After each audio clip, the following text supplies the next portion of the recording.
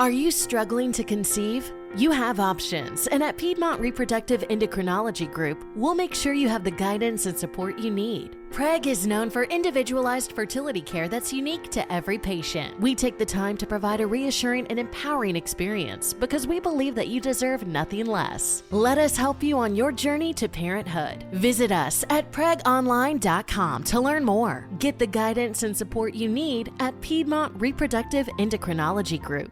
Judy was boring. Hello. Then Judy discovered ChumbaCasino.com. It's my little escape. Now Judy's the life of the party. Oh, baby, mama's bringing home the bacon. Whoa, take it easy, Judy. The Chumba life is for everybody. So go to ChumbaCasino.com and play over 100 casino-style games. Join today and play for free for your chance to redeem some serious prizes.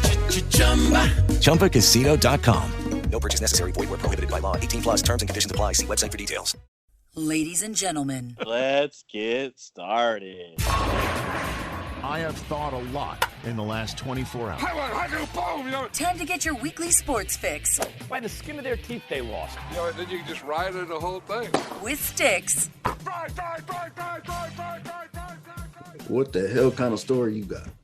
Go ahead. It wasn't gonna come in for a week, so I decided that I'd wait a week until I get back. So, I got that. What do you call it? The what? The no job, the no funds. So the expenditures were sourced other places. Yes, unfortunately, they had to be. Were any of those places 12-ounce cans? You know what I'm saying? Yeah, selling by the pint. I don't know if they were 12-ounce or they were polars. All right, you're live, guys. Take it away. Nice. Appreciate you. Let's this go. This dude is out here living the life of Riley, Brent. I ain't talking about Pat Riley neither. Man, there's a lot of stuff going on. Aries, get away from there. A lot of stuff going on, a lot of stuff going down, a lot of stuff to talk about, a lot of fun, interesting conversations we could be having here at this point in the life. Have them. In the life of the unemployed. No, let's have them right now. There's not a whole lot to mention because I really don't have a whole lot going on. So that's kind of the thing. It's kind of boring here. Brothers at Watershed. So yeah, I don't know what that is, but it sounds like it's an event, like a Coachella type of situation. Is it something like that? Burning Man? Yeah, it's a bunch of artists who get together and it has one of those names. I can see that. Everybody knows my situation, man. I appreciate everybody and their get wells and well wishes. It's the big ER homie now, right? Man, big urgent care homie. There we go. Shout out to everybody in Switzerland and Kuala Lumpur and all of their well wishes. I see y'all out there. Matter of fact, I see everybody because don't forget numbers is moving. I be seeing y'all out here. Y'all making the numbers move. So continue to subscribe and tell your homies to do it. Tell all the homies to do it. Tell your homies to do it. Tell your mama's homie to do it. Go out there and get it. All of the little podcast spots where you can go, Apple, Stitcher, and iHearts, and all it is. Subscribe to all of them. Hit us up because I see y'all out there sneakily hitting us up, checking us out, receiving the information. Hey, I'm with it. And we appreciate that for sure. Nothing wrong with that. We're down. I'm not even mad at it. People are sharing, Yeah. Hey, being since the big pharma homie, the big EC homie, the big everything homie, and yours truly, Stix, the unemployed homie, is, out here in the streets, damn near, looking for a job. I'll get into that here in a minute. Hey, knock it off.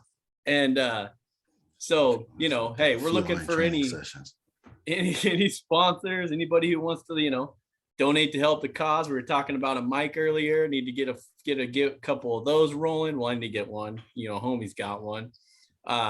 We got the link on the YouTube channel. Check it out. Subscribe, like he said. We're down. We got both the Twitter handles up there for you. Mine at Stix015 and us big homie at homie_anonymous. You can also peep out the little tab at the top that says, donate a little bit. Donations. Just to help out the cause.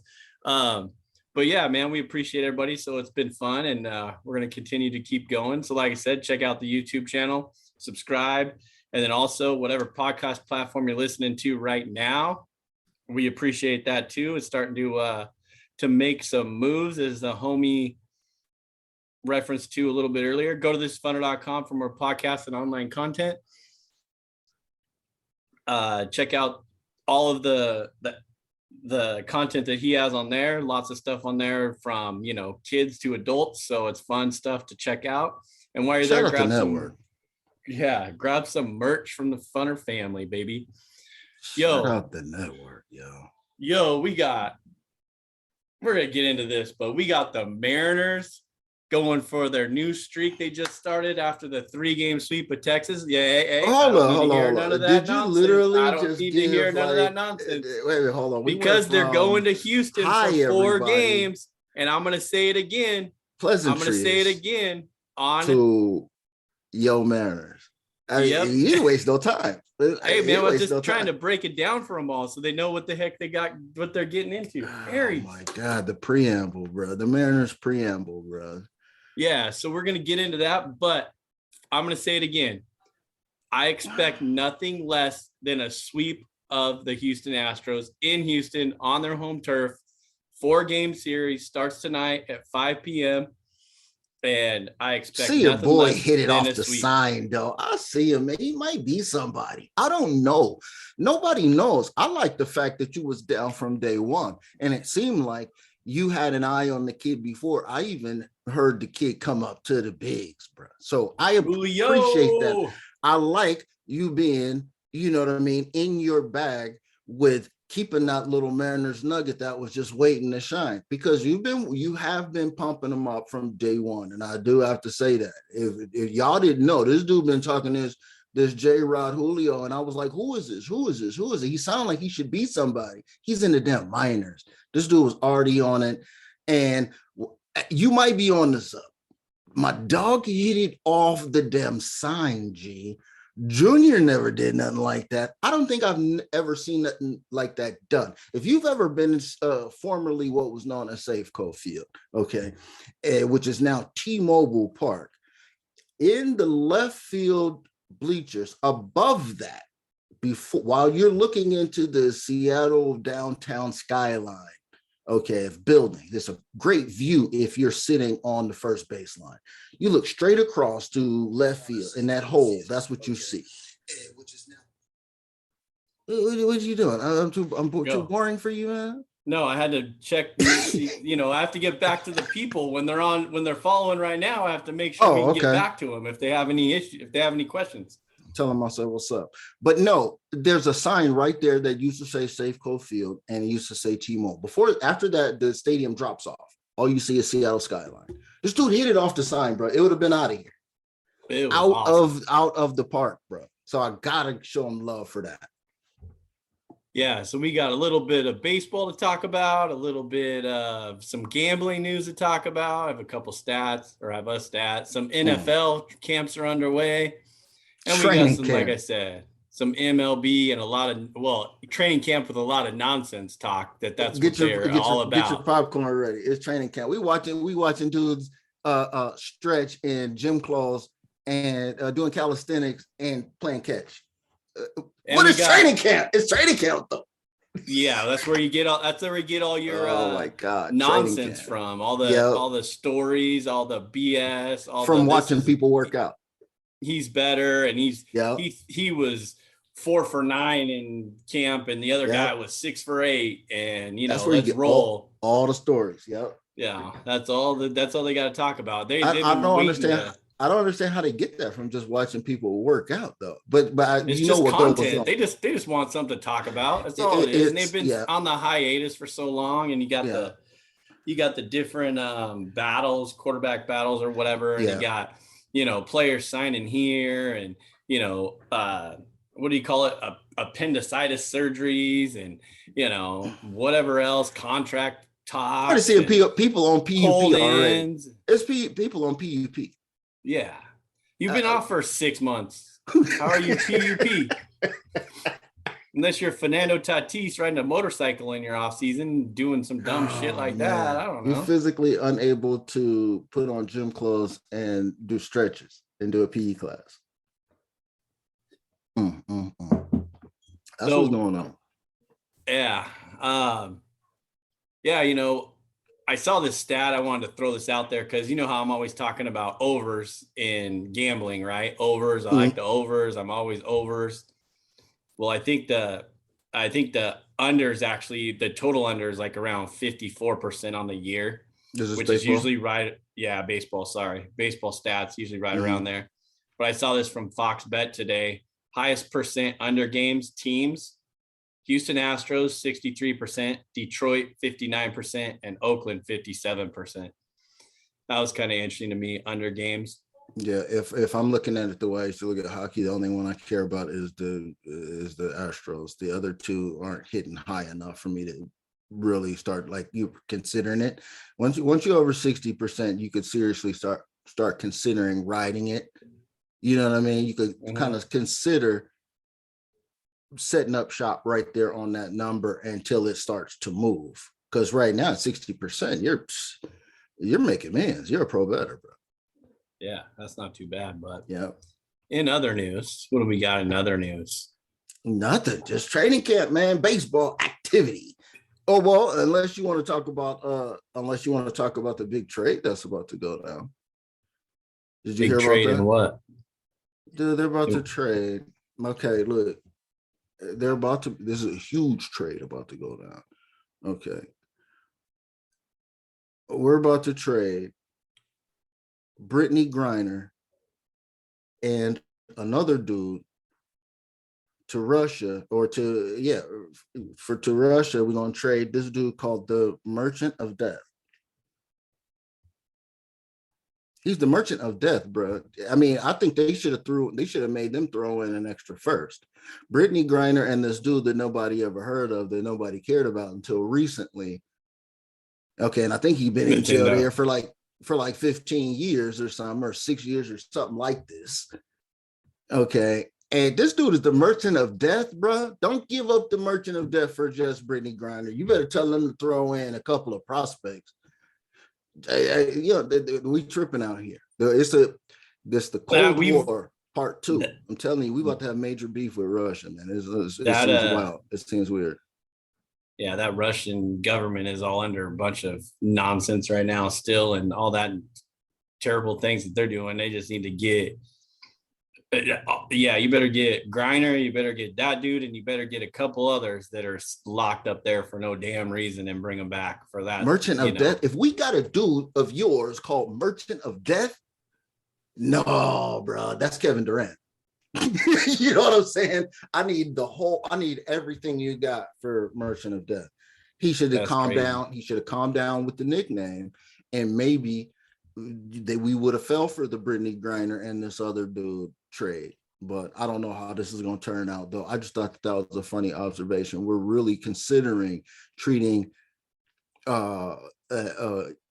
international relations like. Okay, round 2. Name something that's not boring. A laundry? Ooh, a book club. Computer solitaire, huh? Ah, sorry, we were looking for Chumba Casino. That's right, ChumbaCasino.com has over 100 casino-style games. Join today and play for free for your chance to redeem some serious prizes. ChumbaCasino.com. No purchase necessary. Void where prohibited by law. 18+ terms and conditions apply. See website for details. Judy was boring. Hello. Then Judy discovered ChumbaCasino.com. It's my little escape. Now Judy's the life of the party. Oh, baby, mama's bringing home the bacon. Whoa, take it easy, Judy. The Chumba life is for everybody. So go to ChumbaCasino.com and play over 100 casino-style games. Join today and play for free for your chance to redeem some serious prizes. ChumbaCasino.com. No purchase necessary. Void where prohibited by law. 18 plus terms and conditions apply. See website for details. Free agency and the training deadline. I thought that was real wild. Joe Biden's, he's doing what he's doing. He's out here. Jeez, yeah. And I did hear one thing. We need somebody younger out here doing what's supposed to be done. That's all I know. That's all I know, bro. That's all I know, bro. Shit. I did hear some NBA news today that James Harden's going to take 2 years for $60 million. What NBA player gets paid $60 million anymore these days? Isn't it like 80 to 127? I think he's taking 2 years at 30 million, each. maybe. That's a good question. I can't remember now. I think it was 2 years, 60 million. So I think it's a 30 million each year. There ain't nobody in the NBA game. I think the lowest guy on the depth chart gets paid 30 million these days. Yeah, I think that. Well, he was already talking about at the beginning of all of this stuff that started dropping in the offseason that he was willing to take a pay cut in order for us to get guys. Now it's what guys are they're supposed to be getting, and to team up with Joel Embiid. Now that Kyrie Irving wants to bounce, KD wants to bounce, they feel like they got an opening in Eastern Conference to be able to find somebody, but most of the people have already signed. So it's like, who are they bringing in? So these is all going to be role players because there's no names out there left for acquisition, really. So I don't know what's up with that, though. Yeah, I just heard that a little bit ago. I was like, who gets paid the 30 million to play NBA anymore? It's like at least minimum 60 to 80. But enough of that NBA. That was the sideshow of the Nas Big Homie NBA in 60 seconds or less, because he definitely could have done that in 60 seconds. Yeah, there's nothing or less. Yeah, I can't believe that Kevin Durant even pops up.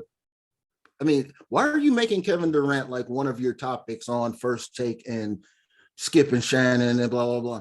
There's nothing happened since since a week ago, week and a half ago, 2 weeks. It's been a month already. There's nothing happening. Why are you still reporting on? I think people stretching this July because they want to talk about NBA so bad. It's like it's off season, nothing's going on until something does. Then just nothing to talk about NBA wise. Yeah, they all out. Never mind. They all out. Yeah. But we do have some NFL to talk about. A preseason game is next Thursday, I believe, 3rd or 4th, whatever day that is. The good Hall of Fame game next weekend. Yeah. I think. Yep, next August 4th. So that's going to get down. And I heard Kyler Murray talking about a little bit of his contract clause where he has to study. Man, what's up with that? What did you think about that though? Nobody's ever look at it. There ain't one person in it says that they've ever seen that before in a contract. Nobody's ever heard of it. Okay, so that's cool. Nobody's ever heard of it. But why are we hearing about he's the first person to ever get it? Why does it filter down to me? Why does the anonymous big homie get news flash that Kyler Murray needs to spend a minimum of 4 hours per his clause, an addendum on paper, black and white, to his clause that says he must or he's in breach? Why do we know that? Exactly, for us to talk about and to give the team, the Arizona Cardinals, something to people to start talking about them and watch them. So you think the Cardinals put it up? Oh, yeah. It was all the Cardinals who put it in the contract for him to sign. No, but why do we know about that? Because there's people who got all kinds of the tactics, you know what I'm saying? Don't be on a motorcycle. You know what I mean? Yeah. Or don't do your favorite activity. You know the NFL's a business. You would be in breach.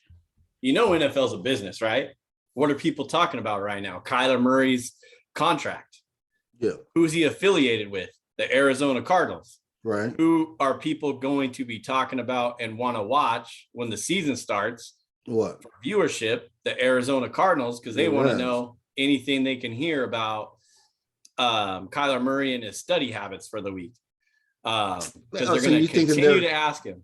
Okay, so you're thinking that they just planted a seed of a story that they're going to be able to come back to in a couple of weeks when the season starts and go, Kyler Murray, study habits. That's what you're thinking. Something like that to get people more interested. You know, the Cardinals haven't won a playoff. They didn't win a playoff game last year. They're right on the brink of this, you know, having a good team. What do you mean? The Cardinals don't do anything. It's been well documented on this particular podcast. I mean, I hate to quote myself, but I already told you, Kyler Murray's not it, period. I don't care what is going on. I would not have paid him this bread. If I'm very leery about giving Lamar Jackson the bread, I'm definitely not giving this dude the bread. They are making a huge mistake. Now, who put this out there? The team put this out there. Okay? The team wants you to know already. The team wants an out. This is not like something that a Woj or a reporter, journalist cat found out. This got leaked, G. The team says if this dude takes a deuce again this year, after the big homie's been telling you for 2 seasons straight that he is not the one, he is not the guy. He hears those Aaron Donald footsteps. It's a wrap for him.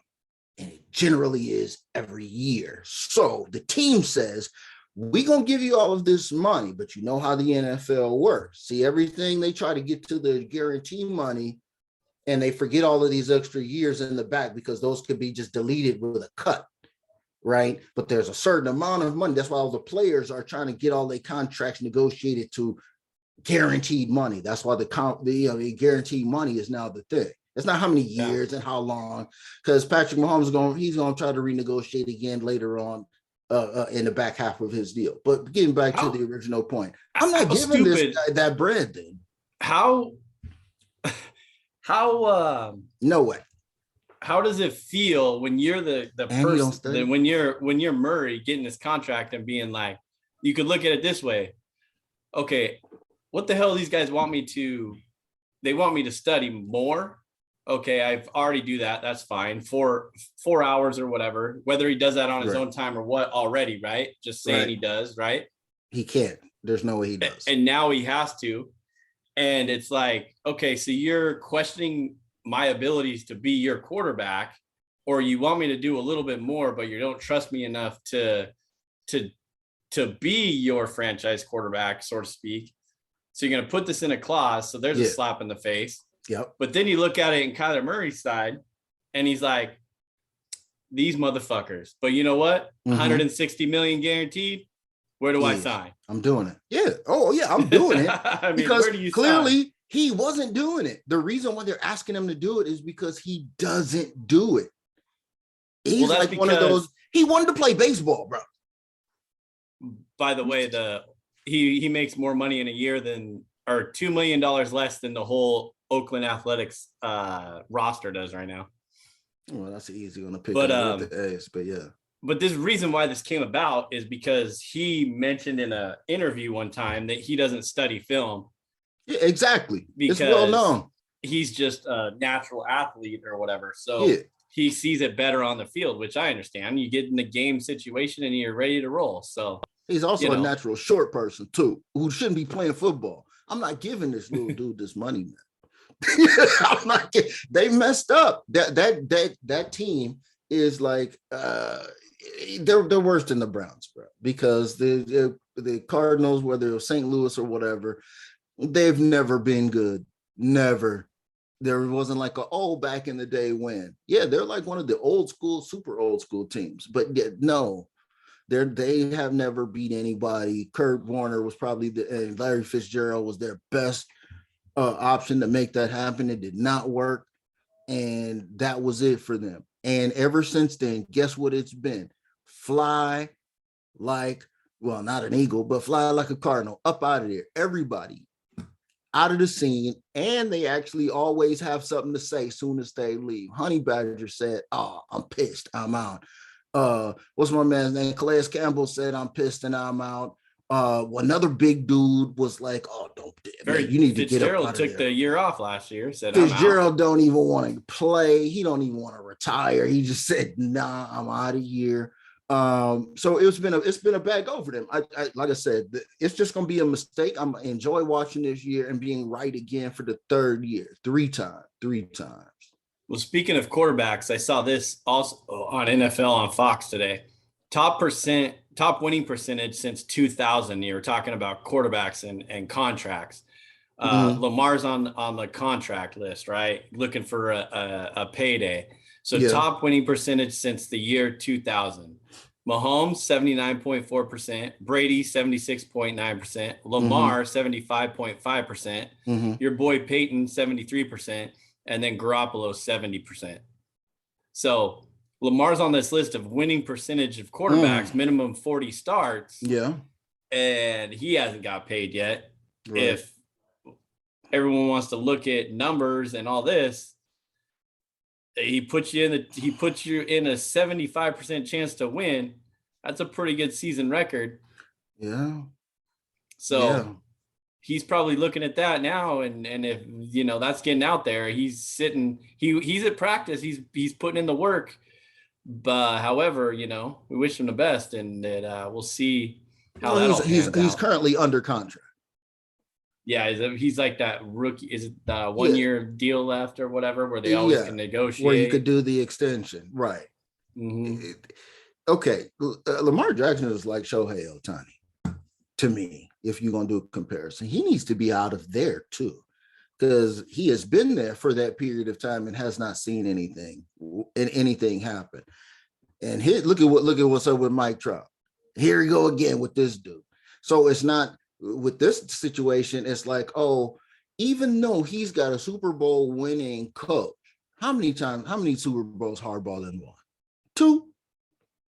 With the was he the head coach of the? No, he wasn't there for the first Ravens. That was Brian Billick. Brian Billick, yeah. That was Brian Billick. Okay, so but he did win the second one. Okay, because they turning the lights out. They known for cheating.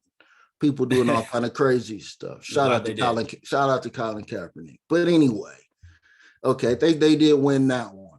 So he does have a Super Bowl winning coach who is he's one of those guys that I've been telling you keep your eye on. He's a special team / defensive guy. That's where his origins are. The John Harbaugh origins are there. If you don't have a dude or one of those mental football quarterback brain guys on the squad with him, it's not going to be good. It's not going to be good because look you got Zach Wilson struggling. You got dudes like young Herb trying to get over the hump. We need to be talking about these quarterbacks who are like in their second year. What's up with Justin Fields and Mac Jones and some of these dudes that we need to watch? Are their jobs going to be somebody going to be looking to move into their jobs because they're under the heat too? Trey Lance. You know what I mean? Those dudes is coming. So Lamar's going to get paid, or he's going to go to a different team, or he's going to do something. He's going to get it as long as he doesn't get hurt. Someone will pay him for sure. He's got to be with a spot with a system where he could grow. Because I think in that squad, if you just give him Mark Andrews. Judy was boring. Hello. Then Judy discovered ChumbaCasino.com. It's my little escape. Now Judy's the life of the party. Oh, baby, mama's bringing home the bacon. Whoa, take it easy, Judy. The Chumba life is for everybody. So go to ChumbaCasino.com and play over 100 casino-style games. Join today and play for free for your chance to redeem some serious prizes. ChumbaCasino.com. No purchase necessary. Void where prohibited by law. 18+ terms and conditions apply. See website for details. Okay, round 2. Name something that's not boring. A laundry? Ooh, a book club. Computer solitaire, huh? Sorry, we were looking for Chumba Casino. That's right. ChumbaCasino.com has over 100 casino-style games. Join today and play for free for your chance to redeem some serious prizes. ChumbaCasino.com. No purchase necessary. Void where prohibited by law. 18+ terms and conditions apply. See website for details. He's going to keep doing the same thing over and over. And it's going to be Michael Vick. You know what I'm saying? Michael Vick, he just had what he had. Roddy White. And that was it. It's going to be bad. Yeah, it's going to be, that's what they want us to talk about right now. And that's what we're been talking about. So, training camps are underway. But, I do have one thing about this. Well, we have a few things about the Seahawks. So, Chris Carson retires. KJ Hawk retires as a Seahawk. That's good. Flying the nest. Carlos Dunlap signs with KC. Flying the nest. I don't. Who do y'all have? I know they have Quandre Diggs in the Quandre Diggs t-shirt. I'll say it right now. I think they're going to be, I think they'll win 6.5 games, because even, against the NFC West is, the best division. Well, one of the best divisions right now, with the exception of the Seahawks, I think. But a lot of people are counting them out at 6.5. A lot of the tickets are coming in on the under. I mean, I might just take a flyer on the over 6.5. I mean, and you can see that over. You'll see it. I can't stay away from the over, as a fan on a season total, I wouldn't either. Yeah, that's just a flyer. Yeah, but I mean, hey, it might be worth it for 6.5 wins, or it might even be 5, or it might be 6, just plain 6. So get a push on that. But that'd be interesting to find out what the number is. I mean, you getting plus 600 or something. Yeah, I don't know. I haven't looked into it. Can't look into it around this mug. No, it's too early for that anyway. We'll start getting into. You can peep it out next week, though. We'll start looking at preseason, prospects and what goes on after the first preseason game. Then we'll start talking. That first full week, I think, we'll set it up. Yeah, who's going to be on what rosters? We'll be able to give you. Well, they cut a majority like right after that first week now. So right, they go from like 90 to 70 or something real quick, or 80 or something, and then cut back down a couple weeks in. They go pretty quick. Just three preseason games. Yeah, just 3, right? So yes, sir. So hey, I mean, if the first game is going to be like, you're not going to see any name that you normally are used to seeing on your favorite team's roster. You know what I'm saying? Playing in that first game. So not even close. Just tune in and just be happy to see, teams that you've heard of. This ain't the USFL, right? This is real. So you could tune in for that. As fans, you will. And you'll be able to see if there are some guys who are giving up blood and guts trying to make this team too. And that's all you see in the first game. Then you'll start to find out what positions and stuff like that need bodies for, what positions need cuts. That's when your first couple injuries start happening, right? What I'm saying? After that first week of practice and after that first game, you're going to start getting, I'm saying the Ravens are going to be without so-and-so for the first 6 weeks of the season, in those type of situations. Hope that don't happen to nobody, but I mean, you're always bound to hear a story. Yeah, there's always one or two. What's your outlook on or what's your thoughts on Julio signing with the GOAT Tom Brady in Tampa Bay, and then them picking up Kyle Rudolph? Kyle Rudolph's not a bad pickup, in my opinion. I mean, I think that I would probably rate him higher than Cameron Brate, right? I don't know. Cameron Brate's solid too. I like Brate. Yeah, but Kyle Rudolph been catching touchdown passes from, Kirk Cousins for a minute. He's just been doing it. Yeah. So I was looking at it. So does this make Julio Jones and Kyle Rudolph, does that put a spotlight on them for you when it's time to look at your fantasy squad now? Are you trying to pick up some easy points? You think these some scoring opportunities for you? Because on the field, to be honest, I don't know what Julio has left. I mean, based on what I seen last year, it looked like, of course, with Mike Evans and Chris Godwin also, right? That's what I'm saying. You're just throwing this too many weapons, like the freaking Chargers with Keenan Allen and who's the other guy they had too, and then the rookie they had. Man, you talking about the Chargers? Yeah, the Chargers. Mike Williams, Keenan Allen, and then they had that other dude that was like the rookie or whatever that came in and caught a lot of passes also. Yeah. So you got too many options there. So when I'm looking at it, we'll look into the fantasy perspective too once we get in there, because I'm excited about fantasy football. There's so many options out there. It's so many, wide receiver position, and tight end position, that's always a dime a dozen anyway, or you could pick a different tight end every week and be okay. Yeah. Well, I think in the day, on the field, I think the Kyle Rudolph situation might be a lot more beneficial for Tom Brady in terms of maybe keeping some continuity, because he's been catching passes regularly in the end zone for Kirk Cousins for a minute. And he played for the Giants last year, so he's itching for a a nice quarterback to play for. Yeah, and I think that And Julio's a tall target. He could be that Randy Moss style target for him on that fade from that fade pattern to the back corner of the end zone from the 10-yard line and that kind of thing. It could be that. Just I'm gonna throw it to a spot and you go get it. Right. Because he can't run patterns, but he could do that. Yeah, he hasn't lost his hands because you've seen how freaking the grip that dude has is unreal for Julio. So yeah. So who's the starting running back for the Seahawks now? Since you know for a fact dude is gone, he's retired. Well, Rashad Penny will hopefully not be on the PUP list. When he starts this season. And then Kenny Walker, the rookie from Michigan State, I'm down with him.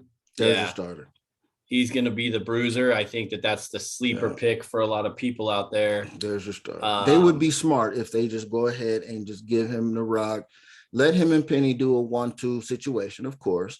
Yeah, because there's no team besides the freaking Titans who have a one running back team right now. Yeah, that's not even So let them both run, do it how you do it, but you can't sit back and go, oh, this dude's a rookie and we're not going to play him. No. He led the NCAA and everything.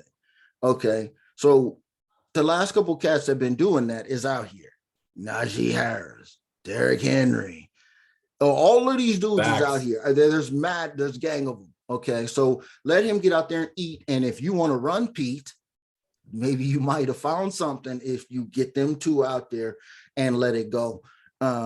What's up with the wide receiver situation with the Seahawks? I haven't heard not a single name of repute. I mean, they haven't.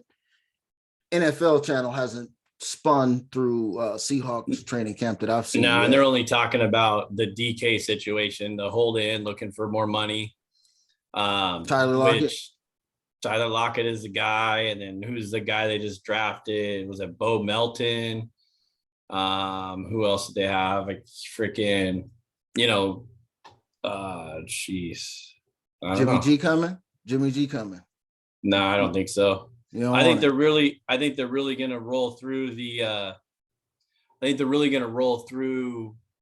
season with Drew Lock and Geno Smith, unless something happens in the middle of the year where you can get somebody different or cheap. I mean, it's almost like they're looking towards the draft. So, man, you better call. Sure, they have something. Call Jay Cutler. Call Jay Cutler. Pull them out of retirement. I mean, there's a couple guys, man, that are like around that age of Cam Newton that they could probably get out there and give you something, like Jay Cutler. Jay Cutler could probably give you something. Josh Rosen clicked back on. That means he's keeping himself in shape. I can't remember what squad I seen him in a jersey in today, but he's clicked back on with somebody. That's right. I think we talked about that. I think we saw that a week ago or 2 weeks ago. But yeah, I don't know, man. It's going to be fun. See what happens. Football season is upon us. Yeah, I haven't seen Baker Mayfield. I've seen him put the little the helmet with the pads on the top of it. They got this newfangled Guardian helmet so they can eliminate the head clinking of big guys and whatnot. Even during light practices, so they're minimizing all of the residual physical contact down to nothing. They're trying to get it down. So these dudes don't have these major injuries during the season and all of that. But you see him, man, and all the analysts, they're talking about like, Darnold, give your job up now. They're already giving the job to Baker Mayfield, like projected starter. I don't even think that's going to be the case, but we're going to see, man. I love it, man. I'm all inside training camp. Yeah, just like we talked about last week. I mean, I believe that. I mean, I think one way or another, Baker's going to be the starter for Carolina week 1, no matter what, because they play the Browns. So the story's too good. You know how the NFL likes story time. So, all right, let's get into some MLB because, we got a time frame to keep on here with all these sponsors rolling in and people listening, and they want to, get to it. So, stay tuned for the post game show though. But you have to go to YouTube to check that out. So there might be a little bit of Chile. It might have to be a little bit of a post game that you'll have to tune into on the YouTube channel with Sports Fix, the Stix, and the Nas Big Homie. So we will see. Hey, but like I said, it's a lot going on this weekend. Excited for this weekend. Before we get started with some MLB, you have to give a shout out to Trent and Danny Henderson and their Always Having Fun Foundation. The golf tournament is Saturday, finally here at Washington National Golf Club in Auburn. Hey, go to the Always Having Fun Foundation.org for info and to donate to Angel Man Syndrome. Peep them out. It's going to be fun times. We're going to be there one way or another. They got your picture up. You know what I mean? It got the logo. The brand is on blast all on the website. So since you were a returning participant, years after years, we're out there. It's fun. It's good times. It's lots of awesome gifts and auction items that you can peep out if you're a sports fan. If you go to the website, they show a preview, a drone footage of a clip from last year's tournament. They pan through everybody and they go through all this and they pan through the items that were there last year, and Trent and Danny and everybody associated with that do an amazing job to get items that are quality and good stuff for all the sports fans out there. That's why we do it every year, because there's always something you have to come home with. And well, obviously we do it to support the cause, but I mean, there's always something fun to take home. So for sure, I'm gonna be like behind a sand trap and a bush, like getting mad, candid clips of you staggering about the golf course and driving recklessly in an electric car.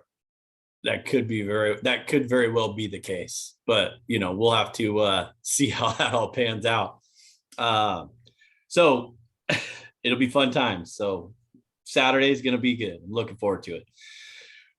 We do have a question from my guy, Danny Dang. I think we touched on this a little bit last week. First off, congrats to Danny and his wife, Clarissa, on their marriage this last week. So congrats to them.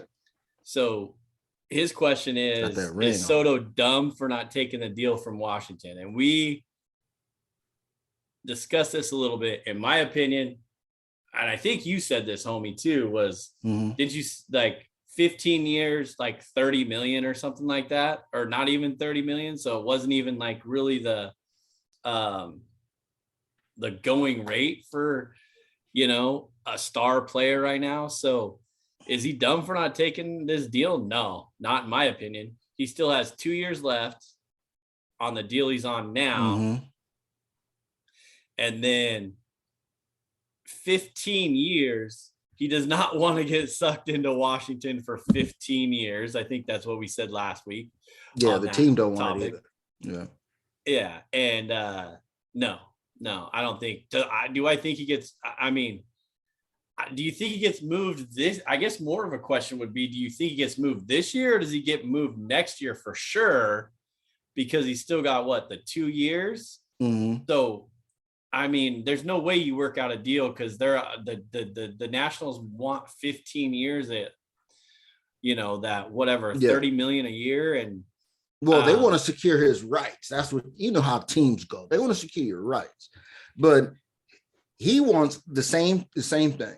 Everybody wants their money front loaded with options at the back end, so I can renegotiate again in 5 more years. I'll give you 5 years. We could call the number whatever we want, 15 for 466 or whatever, or 10 for 460. I don't know, whatever the hell the number was, right? Yeah. But we want, as a player, I want the money front loaded so I could be able to come back at this again at age 27. Right. And re-up one more big time. Right. But I need that number jacked up high, because I need to keep moving the needle up. I can't accept a below market deal as a player. But for the team wants to give you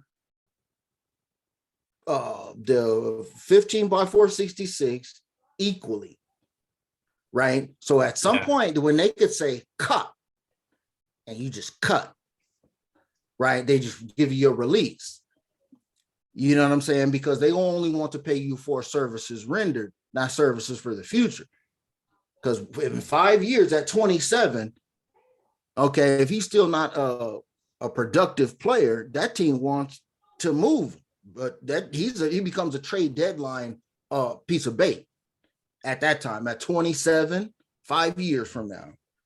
So somebody else takes a salary like they should have did with Mike Trout, but now he's hurt again. But you get what I'm saying with the Angels. He should not have taken the money. No, he shouldn't have taken the money.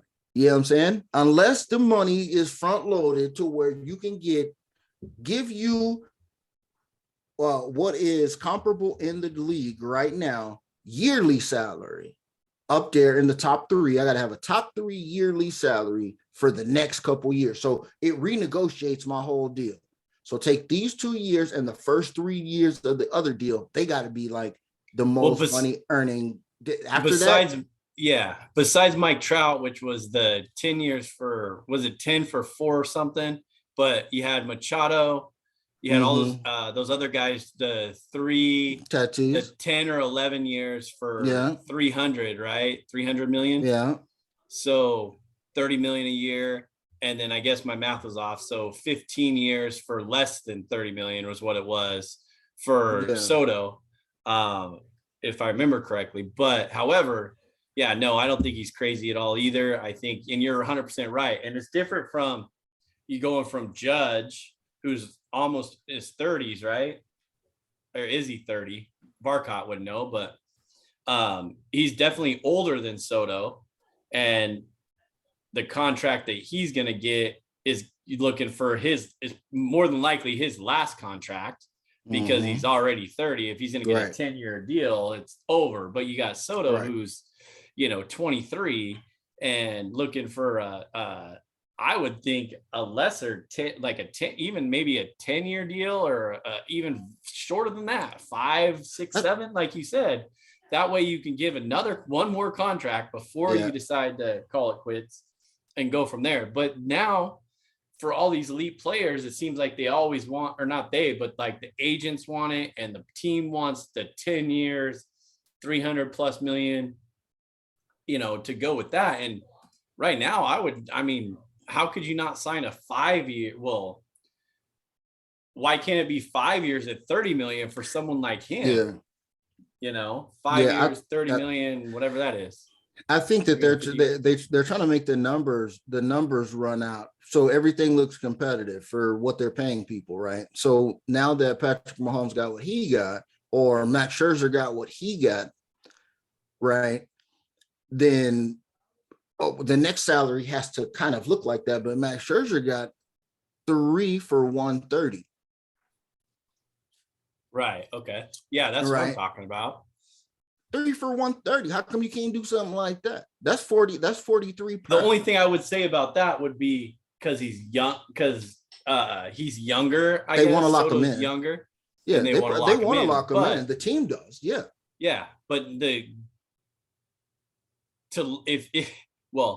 if you're a good franchise winning, then how do you not do that right now? I don't know. Maybe you want to be like the Angels and you want to have Anthony Rendon and give him set 245 for 7 and Mike Trout 426 for 12. They could be doing that too. You know what I'm saying? So maybe they're not doing so bad. They don't want to end up right there. Right. They don't want to end up with a Rendon. You know what I'm saying? Because Rendon is number 3 in salary this year behind your boy Corey Seager. Shout out to Corey Seager getting 10 for 325. Again, he was a younger guy too, right? Was he like 20? Yeah, that was his. Yeah, that was the Dodgers gave him his break. And then he went and got his money. So he went and got 10 for 325. How old is Corey Seager? And then you got Marcus Semien, who kind of did the same thing when he left the Blue Jays. to go there. I mean, Bryce Harper got the same thing, right? He got the salary from the Phillies after he left Washington. Oh, Corey Seager's 28. Yeah, I thought he was like right around there, 27, 28. Shout out to him. He said, let me get my 30-something right now. Yeah. Is it just it's a 10-year deal, right? Or is it 10 or 11? 10 for 325. So average of 32 and a half per. But that's average. So you don't know how it's laid out. And I can guarantee you if he's smart, and I know these guys got a lot of these, geniuses as agents and accountants and things like that. They're making sure that the first 5 years is super front loaded.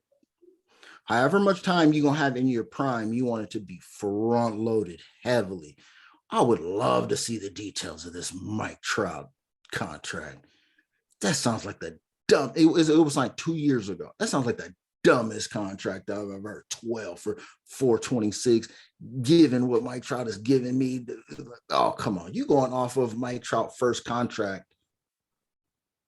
You know what I'm saying? He's living off of his old reputation because that's not enough. That's too much. Well, it's funny because you heard the words on the street now is like shopping the Showtime or whatever. Like, I ain't surprised. I mean, that's another one of those deals. Like, I don't think the Soto deal goes down I don't think the Soto goes down within, 4 days? Because either, and if it does, someone's going to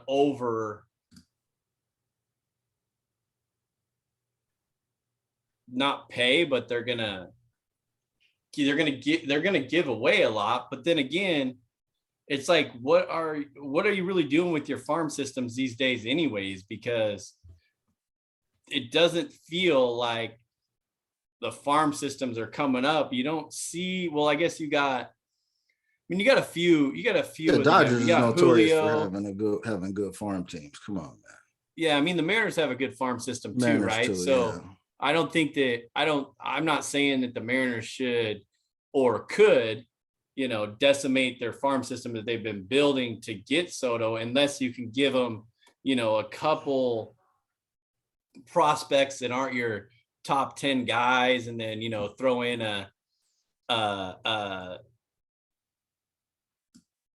is there MLB player right now? Is there anybody on the current lineup that Angels front office, aside from Julio Rodriguez, is there anybody on the current lineup? Mariners current lineup? No, the Angels front office. Is there anybody on the Mariners lineup that they could package that you could package that the Angels front office might want? Oh, for Shohei? Again, that I don't think is that something you really. I know the NFL doesn't like to do that. The baseball, they do it every once in a while. They'll trade it from division, but that's usually a player for a player type thing. I don't know if there's a package that they would want to do that, especially with playing them 19 times a year, that you could get Shohei when you already spent that money to actually be able to get in the draft lottery for him. And now you're saying, okay, well, maybe that's the money well spent that they made that back. Yeah. Threw into that. You get that back with the, with Shohei. But I mean, what are the Angels looking for? I mean, they're a complete disaster. They don't even have a head coach right now, or a real manager right now, after they fired Joe Madden earlier in the year. So they got a replacement. So they're going to have to get a new manager anyways. So they really starting over. So if they want to build, I don't think you throw in your farm system to their farm system to get Shohei, if you know what I'm saying. But yeah, if you want to throw in like a Mitch Haniger or Kyle Lewis, no offense to Mitch Haniger or Kyle Lewis, but they're both injured. That's what I'm saying though, is are those valuable pieces to me to where the Angels might go, I could consider it, because I don't think that y'all could put a package together. I don't think the package would probably have to include the kit. Okay, round 2. Name something that's not boring. A laundry? Ooh, a book club. Computer solitaire, huh? Sorry, we were looking for Chumba Casino. That's right. ChumbaCasino.com has over 100 casino-style games. Join today and play for free for your chance to redeem some serious prizes. ChumbaCasino.com. No purchase necessary. Void where prohibited by law. 18+ terms and conditions apply. See website for details. Right. So I don't think you have any arm talent that I would say, yeah, I gotta have that guy. Give me him. And I at least want him, and then I at least want this guy, and then now let me look at your farm squad. I don't even think you have a guy like that. Maybe I don't know, JP. No, I don't think so. That's what I'm saying. No, I mean, you got a farm system full of top 20 MLB prospects. The Mariners have like at least four guys in the top 20 in the MLB prospect minor leagues. Mm-hmm. However, that's another reason why I don't think that you don't go after Shohei, you don't go after Juan Soto, even though Soto and Julio, J-Rod in the outfield for years to come would be fucking amazing. Right. But I mean, that would be a sight to see. But however, I just don't think you can decimate your farm system to do that at this point. Especially with the pitching prospects that the Mariners do have, they have. Man, if it's Juan Soto, I'm doing it. If it's for Shohei, no. For Juan Soto, what y'all want? You want the list for the AA too? Hold on, let me go get it. Yeah, let me go get it. Yeah, you're right. I agree with that. I mean, I would much rather take 22 years old Soto if you get him for something, and then I don't know, even if he does just play out the next 2 years, but you have to do it for right now. I mean, that's really what it's about. You have to go for right now. Even if you gave him Robinson Cano money, 22, dog. 22. You got years with and you got Ichiro years with 21. That's what I'm saying. You would have Ichiro time out of both of these cats. You would get basically like the original prototype Mariners, but stay together. Because who all stayed together? It was Edgar and who? You know what I'm saying? Edgar, Griffey. Yeah, no, Griffey left. It was Bone. Oh, Jay. That was it. Everybody else left. You know what I'm saying? Randy Johnson left. A-Rod left. Everybody left. Gotcha. Yeah. So in this situation, you would at least have two guys instead of having to go get a Nelson Cruz to go with a Robinson Cano. Right. And then you can find that next Felix Hernandez, because you need to relive those mid-2000s one more time, Mariners fans, because it's about to be 20 years. We're sleeping. I think y'all been asleep for too long, because it's about ready to start tonight, baby. It's about to be, you need that Mariners baseball, you know what I'm saying, with the Dave Niehaus voice.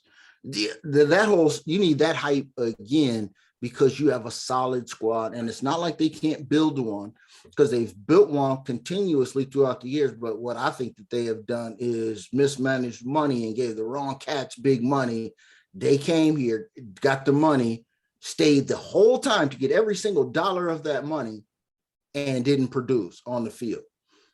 So I think the ownership is gun shy about doing that kind of thing again. So they just keep rolling with what they got. And we've talked about this over and over about how the Mariners front office looks at. What did we talk about payroll? Wasn't the Mariners like bottom third of payroll? It was only like 80 or 90 million or something like that, if I remember correctly. Mad cash. They're in the bottom five. Maybe 100 if they were lucky. Mm-hmm.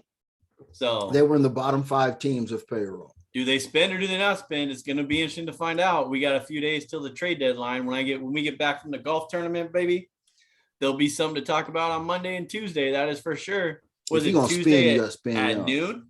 Mm-hmm. Yeah, you're going to spend young. This would be the time to do it. Put a package together, get Juan Soto over here, and have a little Dominican party over here and just have it pop. You know what I'm saying? Just get Seattle popping with that good. Let's go. That good I kind of like your thinking, homie.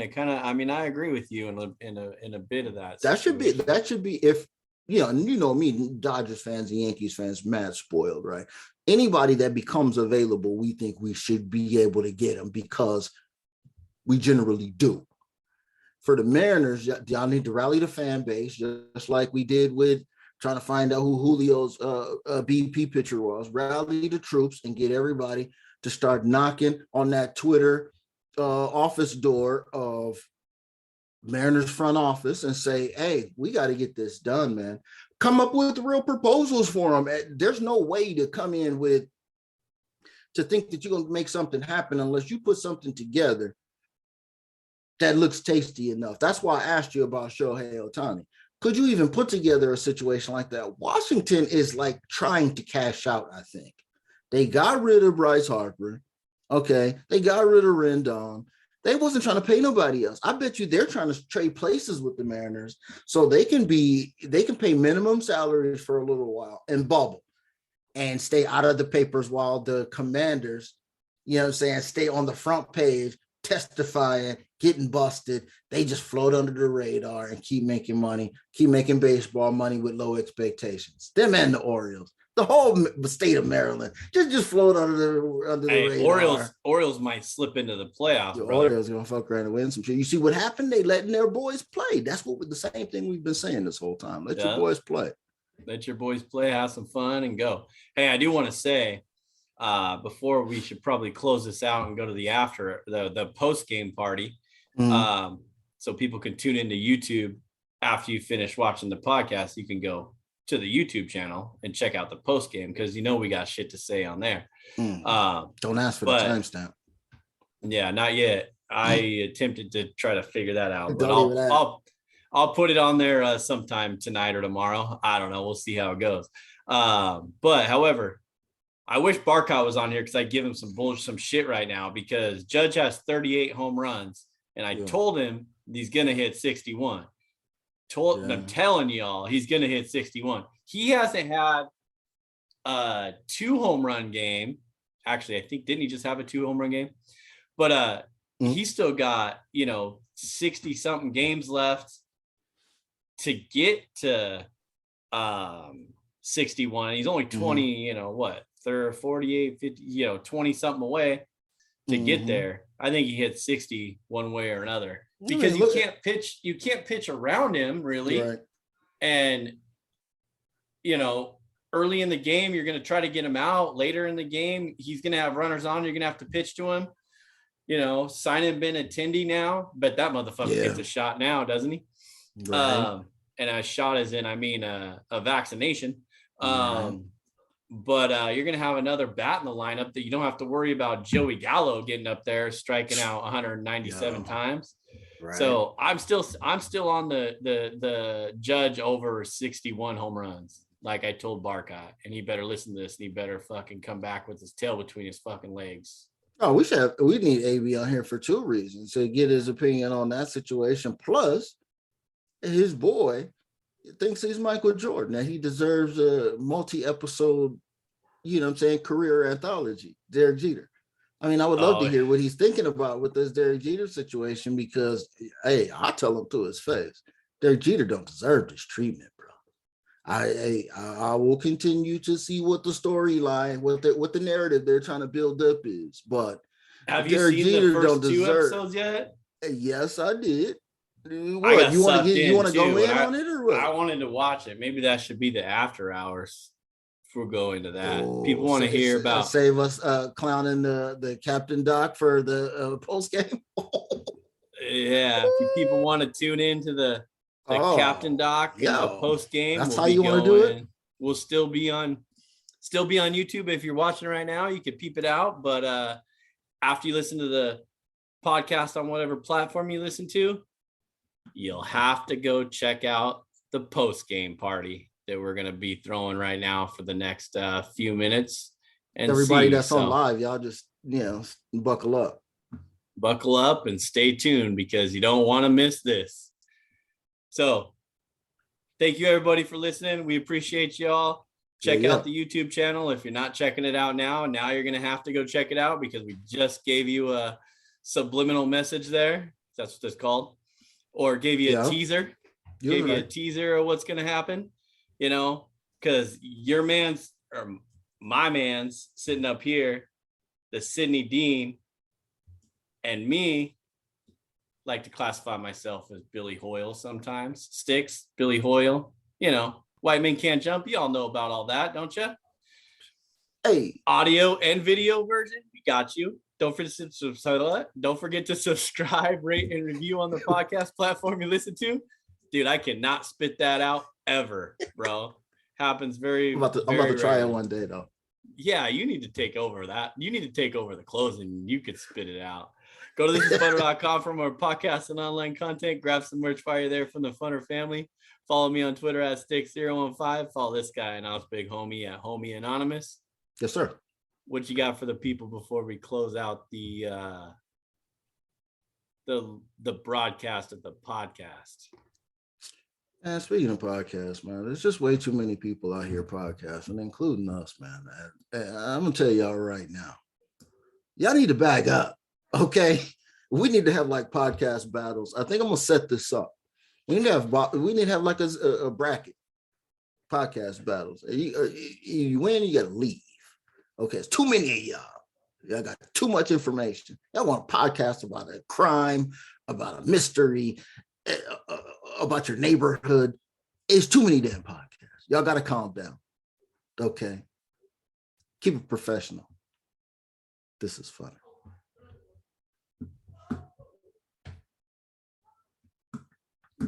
Oh, look. Oh, hey, look. And we're not stepping away right now. So they get a little bit of the after hours. Oh man, no, what's happening right now? Yeah, I'm not the host. Can't give away all the goods, can we? I don't know. Well, it just worked out so perfectly last time. That was like it was supposed to be. I think that's the way to go. Yeah, it was just supposed to be. But hey, you were saying about the podcast too, like you right, there's a billion of us out there, so you all need to start sharing, telling us how great we are or how bad we are. We're down with that. We ain't afraid of negative comments. We ain't afraid of we appreciate all the good positivity that people send us. For sure. Well, this is the concern that I have. Right? What I noticed that's happening now is that the people that used to be talked about for podcast content are now doing podcasts. What are you doing? Right. You know what I'm saying? You're an athlete, dog. You're still on the team right now, but you want to do a podcast now. And then you have like, and then what you have now is you have like your favorite TV show. Instead of me, Joe Schmo, regular joker, TV enjoyer, and my homies get together and put a podcast together. The people who make the show now make the podcast for the show. So they're boxing people out, bro. This game has gotten crazy. That's why I keep telling you, man. The one thing that I can tell you that I know for a fact is true, and my own kids is going to bear this out to be true one day. Content is the only thing that's selling, bro. People are imagine this little baby. I just seen a thing with a little baby, and this mom was doing something with this baby. Okay, baby. She was, I think it was making a sandwich or something, but this baby was like a baby, like maybe 6 months. And this baby was just like eyeballing like every move, like she knew what to do to make a sandwich. And it was hilarious, right? Is one day this child, is that going to be intellectual property for that child? Because everything is content, bro. Everybody puts themselves walking down the street, everything on a skateboard, drinking cranberry juice, man. Literally, you don't know what's going to blow up, man. So just talk as much shit as possible because you never know what's going to blow up. And I told you what my strategy was, how I was going to go about this. I ain't going to leak this since we're still on the air, but I told you that's the only way to go about it. That's the only way to go about it. You know what I'm saying? And it's perfect that we're just a bunch of dudes that just happen to know a little shit about a whole bunch. You know what I'm saying? We all know shit about one thing. No, not a damn thing about anything, but a little bit about something every once in a while. But we just kick it and have a good time. So that's what it is. And I think a lot of it should be more just real bullshit talk, and a lot of it not about having all the insiders give all the information and all that. I mean, yeah, we get information, of course, because we watch the sports content, just like y'all watch the sports content from a fan's perspective. So then we can give our 2 cents on that and see what we think and what we say. However, a lot of stuff we do bring, which we've proven in the past, is before a lot of it comes out, or a lot of it is even brought to fruition. I mean, we've talked about all-star game stuff, enhancements. We've talked about mics on the field. We talked about all that stuff. We talk about, sports betting. We talk about everything. So, we're just here to have a good time. And thank you all for tuning in to the post game, as what we call it right now. We're going to call it post game, after party, post game. So this is the captain doc that we were discussing earlier. Get into the captain doc a little bit. Yeah. Well, but see, look, I got one more thing to say on the podcast thing, though. Yeah. Before we jump into this thing. But see, what I found that I seem to like is former athletes with the pod talking like fans. I think I enjoy that. And they're cutting in on my space. Now they want to be fans too, when they used to be the performer. Got you. You see what I'm saying? Yeah. Now I find myself being entertained by the silliness of Ryan Clark or by Matt Barnes or Charles Barkley or anybody that happens to put a microphone in front of themselves, because they're either closer to it or they're still in it, because some of these cats are still in it. This dude, Tyreek Hill, opened up a microphone, and just went and bought a microphone, and he plugged in. Now that he's in Miami, he's plugged in. So that is how you're going to get all of your detailed Tua Tagovailoa information, is going to be from this dude's podcast. Watch. It's going to be all kind of new. That's going to be popping this year too, is whether he is happy or whether he's going to be cool or not out there, and he's going to regret this Kansas City decision because he's already talking shit. But anyway, I digress. It's the captain. It's Derek Jeter. He's the captain, but he ain't number one. He's number two. Number two, Derek Jeter. Oh, number two. There you go. Shout out to John Sterling. There you go. Yeah, man, I got sucked in last week. I tuned in. I was trying to wait and just see, like, tonight there's the next 2 episodes, and it's just like, I think there's only 7, thank goodness, because I don't want it to drag out for that long. But literally, it's been 10 days since the first 2 episodes or whatever. I guess they did 1, and then they did, I guess maybe it's only been a week since the second one. The second one, yeah. Yeah, but I mean, I got tuned in and checked it out, mainly because a lot of Mariners talk on there in the first 2 episodes. So, it was about, because it was his first couple of years. Yeah. The captain, mid-90s Mariners, boy. Yeah. So, that's the commercials I was talking about with Dave Niehaus. Get into it. Mid-90s. Yep. They were showing the Mariners a lot of love on there. So, hey, you can't go wrong with that. It was fun to watch. So got to relive some of those glory days. Mm-hmm. What I got from it, there was a few different interesting tidbits that I saw. Like there was something about Seattle was going to trade Felix Fermin for Mariano Rivera, which is weird, before spring training. Dang, and they wanted to hold on to Felix Fermin that bad.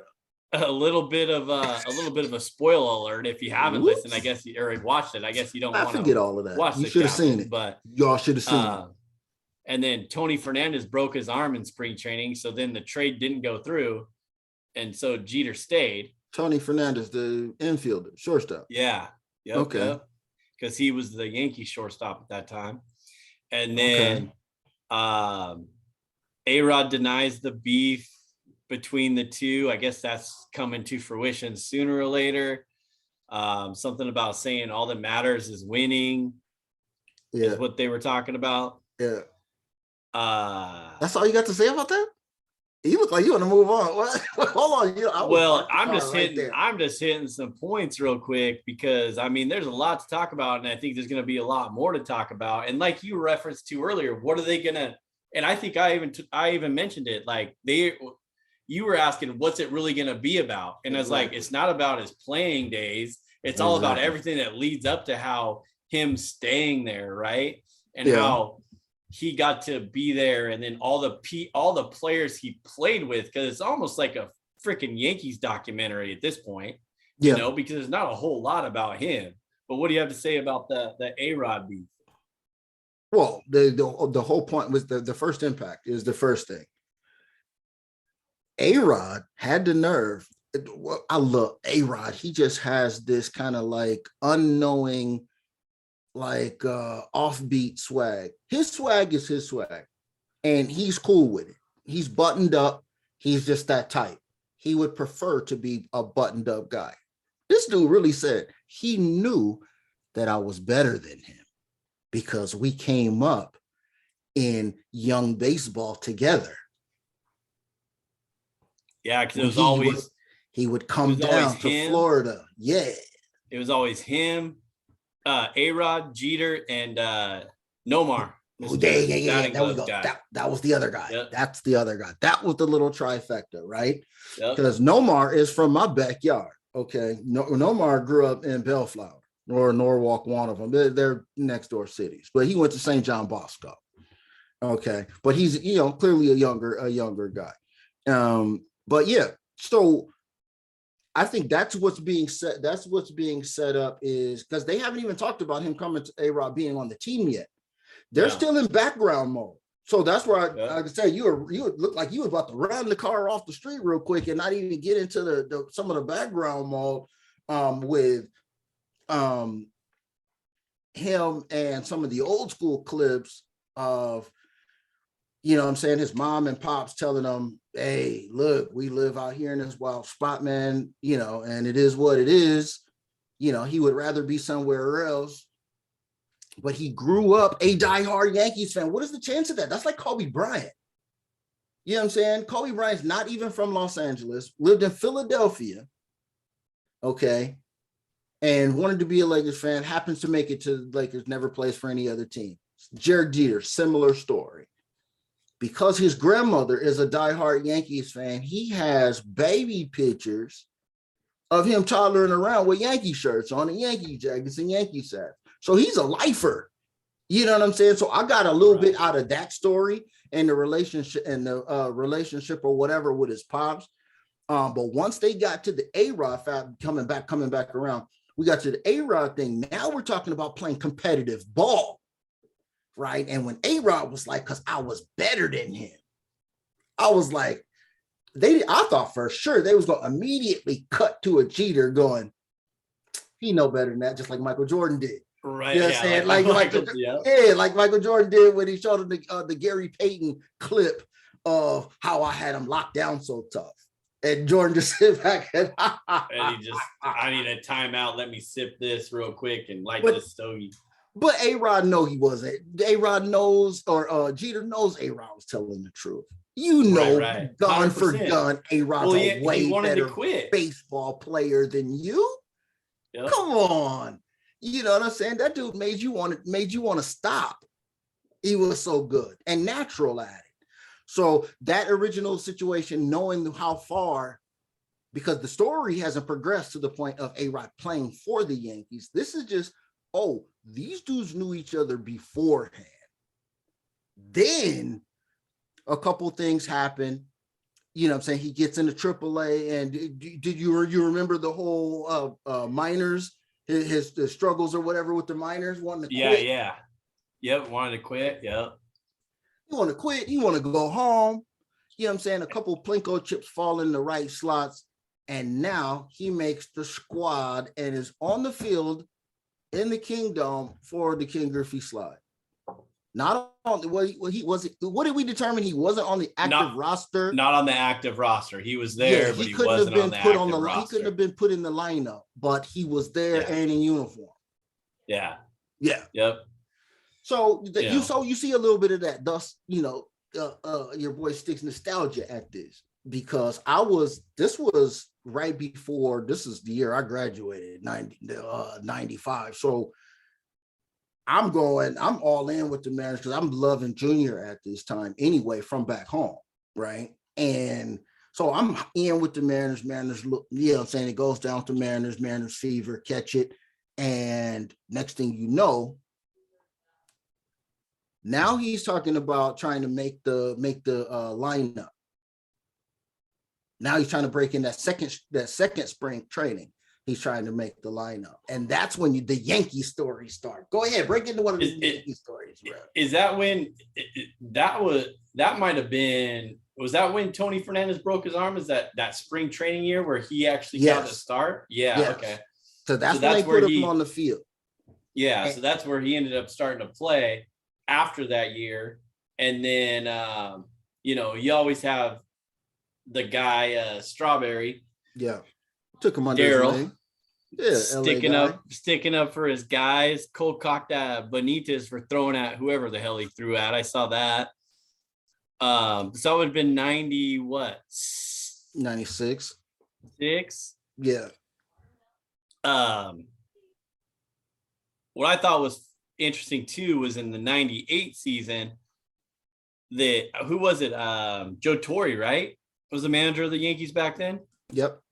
And he walks into a coffee shop in El Duque. Orlando Hernandez was cleaning tables off a coffee shop before he started an ALDS game 4 in 1998. That was kind of wild to me. Like, where have you ever seen that? And like, what the hell are you doing? Like, what's going on here? And I believe they won that game.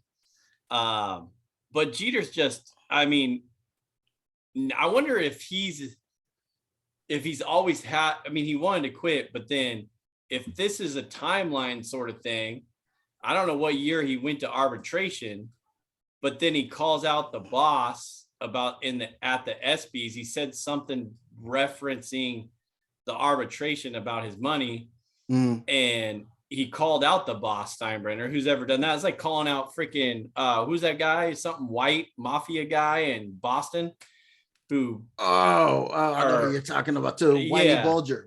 Yeah, Whitey Bulger. Calling out Whitey Bulger. I think that's more like, calling out Steinbrenner. You might be off at that point in New York.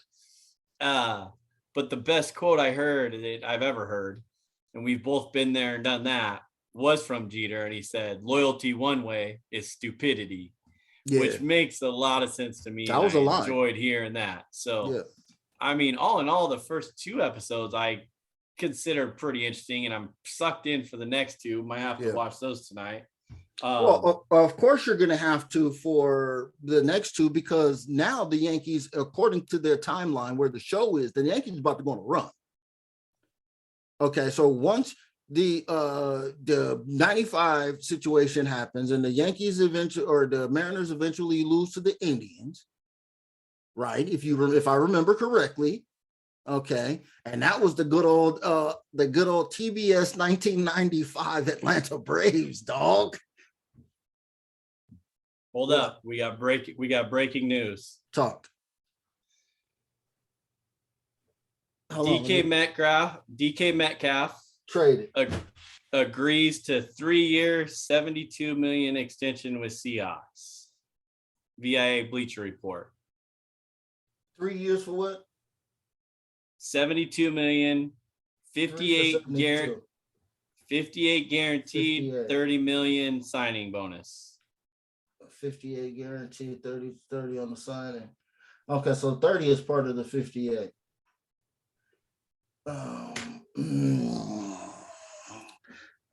Three for so 50. The hell is that? Hey, his 22. 20 something a year he just made on an extension. Yeah, a little bit less than 25, like 24 a piece. Now he's currently under contract. So is this an additional 3? It's an extension, so it won't go into effect until next year. Okay, so what they did was how many years does he have left on the current deal? I think just 1. Okay, so now he's got 4 years, including this one. Yeah, which is $4 million this year. And so basically, they just gave him some more money to open up this year for being on those, like with the one of them roster bonus situations. So the 58 million, they'll probably break them off half of that now, half of it at the beginning of next year, and then another piece of that at the end of the 3rd year, and then he probably won't have no signing bonus for the rest of his loot on the 4th year. I mean, that's a pretty safe deal for the Seahawks and him, I think. Yeah, and we were talking about. I mean, 3 years, like you said, especially in football, it's different than 3 years in baseball. 3-year bundles. 3 years, you got this to go, and maybe or 4, maybe 4 years or whatever, maybe. So maybe that's the direction that they're going to take. You'll see if they get a quarterback next year, and then blossoms. And now he has an opportunity to get bigger money in that time frame, in my opinion. But anyways, we can talk about that next week if you want. Yeah, that one will definitely be to be continued. But TBD. But you back to the captain, Doc. I just had to break that news for you. Yeah, no doubt. The quarterback is going to be vital to that situation. But yeah, no. So to where 2 left off was episode 1 gave you a background. Episode 2 gave you my starts in sports. High school, and you know what I'm saying, and minors and this. Now we're about to see the Yankees go on a run. Now you're, like you said, you're going to see some team stories. There's no way you can't get team stories now, because guess what's going to happen? The Mariners lose, the Yankees lose to the Mariners in the first round. Mariners go on and take a loss to the Indians, which go ahead to again those damn 95 TBS Superstation, damn Atlanta Braves, with all the names that we always love say. It. Otis Sid Nixon, Green, Terry Pendleton, John Smoltz, Avery, Deion Sanders. Everybody knows these cats, right? Because of TBS. Now, I was a Braves fan back then too, because I mean that's the only thing you could watch on TV. We've talked about this before. I go from my grandmother's house back in the day, walk in the door. All I have to do is look up at the TV. If it's daytime, Superstation TBS Atlanta Braves is on, bro. Yep, exactly. TV was tuned in. So the Braves go ahead and win that series because we know that the Indians ain't never won shit, right? You know what I'm saying? That is like one of those things. It's still hard to believe that the Cubs actually won a World Series before, but because clearly they went right back to where they were going. But anyway, the next year they come back and they hit. Jeter is on the roster, win as a rookie. Whoa, shit, look at this.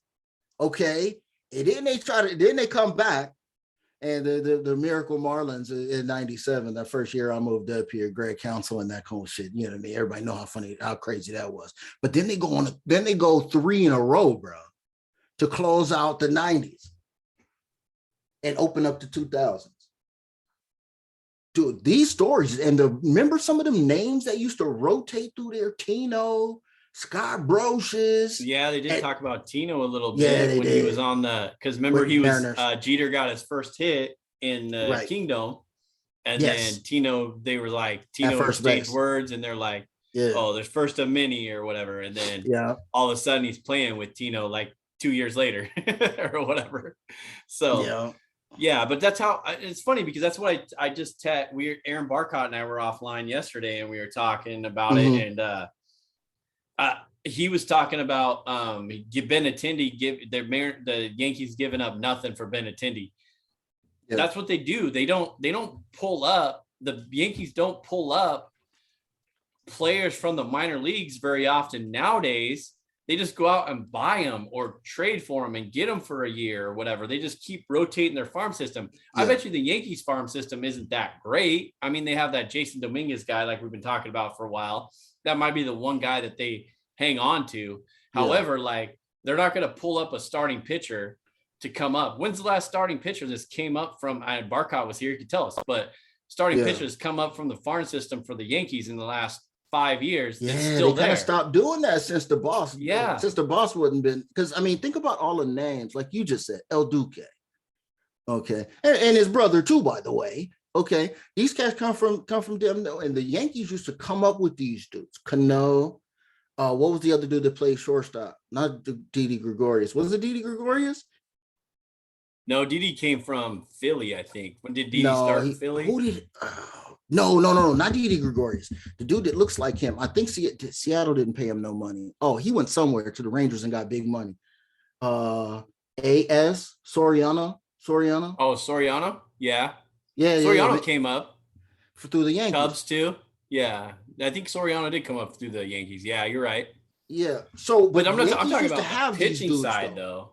Yeah. No. But I'm just saying, Yankees used to always, they used to pull these Dominican dudes from nowhere, and you didn't hear nothing about these dudes. They were just in the farm club, and then they was in the bigs, and they would just run it, and then they would supplement that with Jeter, Dave Justice, you know what I'm saying? These weird names they would just cycle through. Tino, Luis Soto, all these weird names they would just cycle through the damn Yankees roster Knobloch while they're winning 3 in a row. Okay, 3 in a row, bro. Let me just look real quick at who the roster was of the 98 the 98 Yankees. Are you kidding me, bro? Bernie Williams, Girardi and Posada, Brocious, Knobloch, Jeter, Martinez, Soho, not who did I say? Soto. I said Soto. That's what I meant. Yeah, Soho. I corrected you. Yeah. Right. Paul O'Neill. Yeah. Tim Raines, Darryl Strawberry, Bernie Williams, young Bernie Williams. Yeah. And Chili Davis. Good old Chili Davis. Davis. Man. Look, and of course they still had the young arms. They had Pettit as the young arm, Rivera as the young arm, Stanton, David Wells, Dave Cohn, which they acquired. Yeah, that was highlighted. That was part of it. Yep, that's true. Yep. And El Duque. That was the 98 squad with Hideki Irabu. Come on, dog. So that's 98. That was 98. Who did they turn back over to repeat? 99. Who do we have in 99 when it was time to repeat? So who left the squad and who came? 99 Yanks. That was Posada came up with them. Posada came up with them, so that's right. All right, Posada came up. Jeter came up. I think Bernie Williams came up in that system. But what I was saying earlier, I know people are probably thinking, the fuck are you talking about? All those guys came up. Now that's not the way that they do things. Right. Because they built it. Now they're up there where they can just buy. And this kind of goes back to the Mariners right now. If they could do this, they have their farm system built. Now you're going to produce a winning team. So now you replicate the model that the 98 and 99 Yankees did. Now you have the fluctuation of cash. If your owners are ready to do that, you can go out and get the Soto, as we discussed in the podcast, in my opinion. Does that make sense? Yeah. And so the 99 squad pretty much stayed the same, and they called up Soriano as a rookie. Yeah. So then now you got a shortstop, or I don't even know what he played. He was second. He played second. Second, and then he went to the outfield. Yeah. Yeah. So that was a squad. Like I can say it's a 3P. I'm sure this dude Barcott remembers 100%. He remembers this 3P like it was yesterday. Of course he does. You know what I'm saying? While I'm sitting here after the Dodgers win, they don't pulling all this up. Years. Yeah. I mean, what the, you know what I'm saying? Talking all of that shit. And then you got, in you come back to close out the decade. You add Roger Clemens and Dwight Gooden. So this is when it starts. See, you're adding these pitchers is what I'm saying. Yeah, exactly what I was talking about. They don't pull up those pitchers. So I guess this kind of goes back to the same thing we were talking about Soto or who they're going to get. If the Yankees want to go out and acquire anybody, they're going to be able to trade whichever their top 5 prospects and their pitching affiliates in their minor leagues are to get whoever they want to go to a team, because a lot of these teams are always looking for pitching. The Yankees have always done it differently. They'll go out and pay the money for the pitching staff, and then they'll fill in the rotation part. So in what you were saying about the Mariners, sell the farm system right now, go with your pitch, your pitchers right now, and then maybe keep a couple of those high-end pitchers, but get rid of everybody else to get Soto. It's the same thing the Yankees did back then. They'll give up prospects just like what they did with Benintendi. They gave up nothing for him. Well, I just think that the Yankees got to get back to being the Yankees because they used to paying for it. And that's just what they did. And all of a sudden, once the boss died, they stopped. Because after 09, now we're looking at about to be 13 years, the Yankees haven't seen the World Series. Right. But the Mets have since then. You know what I'm saying? The Red Sox have twice since then, which I'm sure people in New York, the Yankees fans, hate that. You know what I'm saying? Hate that. You know what I'm saying? And them Cubs don't want, and not even to talk about the hated San Francisco Giants that won multiple times during this process. So that's just what it is. I mean, we're lucky that the Yankees haven't been doing that like they used to do, because the league would be tore up, bro. What's your all-in-all take on the first couple episodes of the Captain Doc? I told interested? You, not interested? Well, I mean, I'm still no, don't I'm, believe. I'm going. I mean, he's not I'm worthy going to watch of Jordan status. I believe. I believe that. I'm on that. I'm going to watch it, but I mean, I don't think that. I hope they're not trying to put Jeter on like some of this baseball pedestal situation, because if you look at players who have comparable numbers to Derek Jeter, come on, man, they're regular guys. I mean, where's my Pete Rawls documentary at? And he's got 3,000 hits, right? I don't give a shit. But everybody got 3,000 now. I mean, not no more, but the last people who got 3,000 hits is all the people that need 3,000 hits. You don't need to let no more wild, dumb names up in there. Miguel Cabrera, probably the last name you need to be in there. After that, forget it. Just play the game. Y'all never going to get none of this stuff. Don't do it. But I will be interested to see how this captain situation, okay? How did Derek Jeter become the captain? Did somebody just give him this nickname? Or was he really like one of those dudes in the locker room? This is what I would love to see, because we just went through some of these lineups that they had. There's some accomplished names in there. Roger Clemens, Darryl Strawberry, you know what I mean? And a couple other cats. And then, of course, we talking about the 09 team was loaded with A-Rod on it. You know what I'm saying? So I'll be interested to see how they progress it and talk about more of Steinbrenner stories, his relationship with Steinbrenner. Did he have one of those relationships with Steinbrenner like Magic had with Dr. Jerry Buss? Like they portrayed in Winning Time, kind of like, this is my guy, I'm gonna hold on to this guy. Or was he ever on the verge? Did he ever have any trade rumors swirling around the name of Derek after Jeter? That first year? Yeah. Well, I mean, after that. I'm talking about after we start winning and after he, you know what I'm saying, start just being blah, right? Because it was a well-known thing that Derek Jeter's defense was suffering, and the only reason they kept him there is because he's Derek Jeter. A-Rod come on, dog.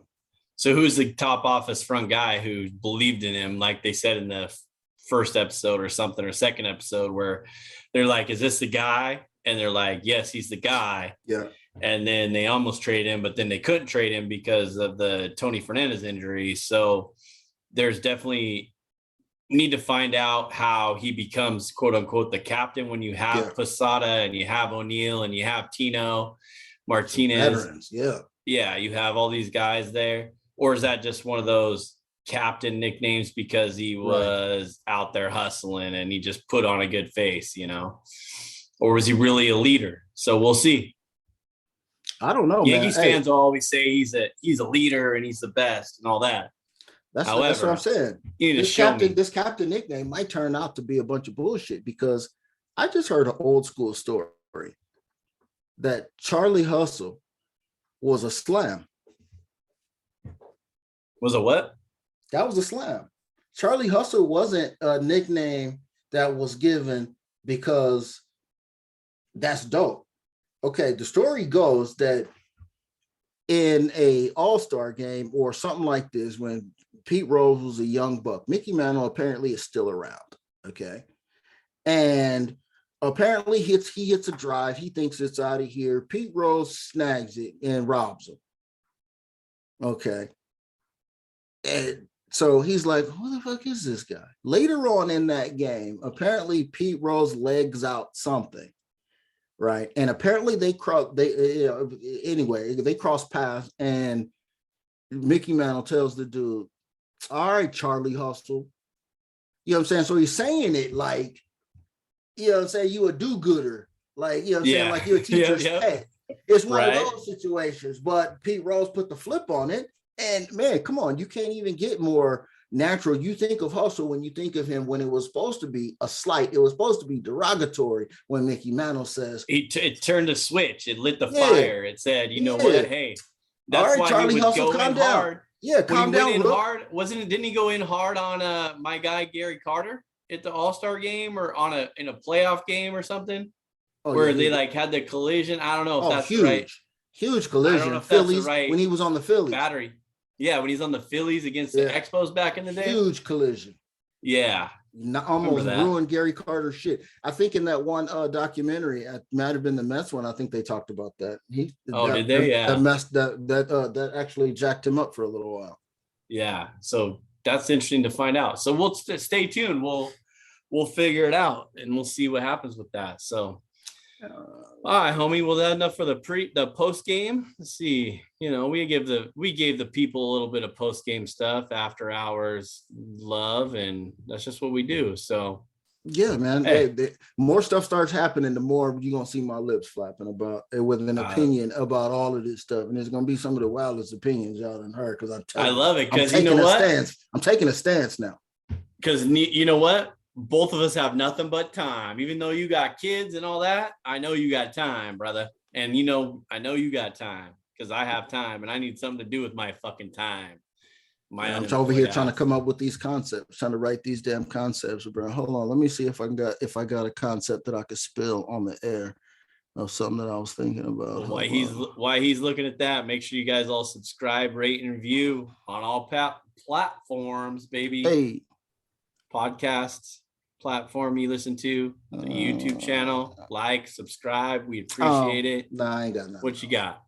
No, I ain't got nothing else, man. I just happened to still work in progress. Well, it's starting to get to that end of July, so I'm starting to, go to NFL Network in the morning. Okay, as part of my morning regimen, you hit the news up, you hit, the money channels up, and then you hit NFL Network, right? All of a sudden, I tuned in yesterday, and ain't no damn K Adams, bro. Nope, no K Adams, bro. No K Adams. Gone, man. I'm shocked and amazed. They added Jason McCourty to the group. He's going to be a permanent fixture to replace Mike Robb / Nate Burleson, that role. So Jason McCourty's going to be is the man now, trying to figure the show out. He seems like he's going to be all right. But yeah, I was just shocked and thrown that there was no K Adams, and I got to get used to whoever this other woman is. I wish I had her name. It would credit her, but I was so shocked too the other day, and I was so shocked there was no. I can't remember, but yeah, I felt bad. K Adams was out, and did she lose her job? Was she gonna be? No, they just couldn't. They couldn't come to terms on something, I guess, and just kind of went a different way, because she's legit. I love her, man. She's awesome. Yeah, it's comforting in the morning because she knows how to hold court at a sit down. She knows how to, how to throw it to people, and she knows how to stay in the mix. She was a real good host. you know what I'm saying, for the Yeah. guys, you know what I'm saying, because it's a lot of personality up in there, and I get it. But yeah, man, hey, shout out to Kay Adams, man. I hope you're doing all right, man. Hey, I know you're getting paid out there unemployment though. Yeah, she'll be all right. She'll find a job in a heartbeat. Hey, well, but when we close it out, bro, I will see you Saturday, brother. Let's go. Hey, you know, I'll be talking with you offline, try to get the arrangements together. Yeah, one way or another. I'll see you Saturday. Anav's big homie and Stix will be around at the golf tournament that we discussed down at Washington National for Angel Man Syndrome. Give them the we'll website be one more time. live. Well, not live broadcasting, but we'll be out there. So in person. Shout out to Trent and Danny Henderson, and they're always having fun foundation. Golf tournament Saturday, July 30th at Washington National Golf Club in Auburn. Go to alwayshavingfunfoundation.org and donate to Angel Man Syndrome. We're going to be there, definitely donating some money while we're there, as obviously with the auction items and tickets and all that stuff. So, and whatever else we can do. So we'll be there. Everything. I'm winning everything. We'll attempt to post some stuff out and about. So stay tuned. Check out the Instagram Sports Fix with Stix and Nas Big Homie. Check out Twitter at Stix015. Check out Twitter at homie_anonymous. Yeah, that's it. And I'll attempt to do some Facebook posts as well, I'm sure. So, all right, homie. I will see you Saturday, my brother. Peace. That was Sports Fix with Stix. Thank you for listening, and don't forget to subscribe, rate, and review the show. If you want to join the show, use the hashtag StixandSports. Winners don't make excuses.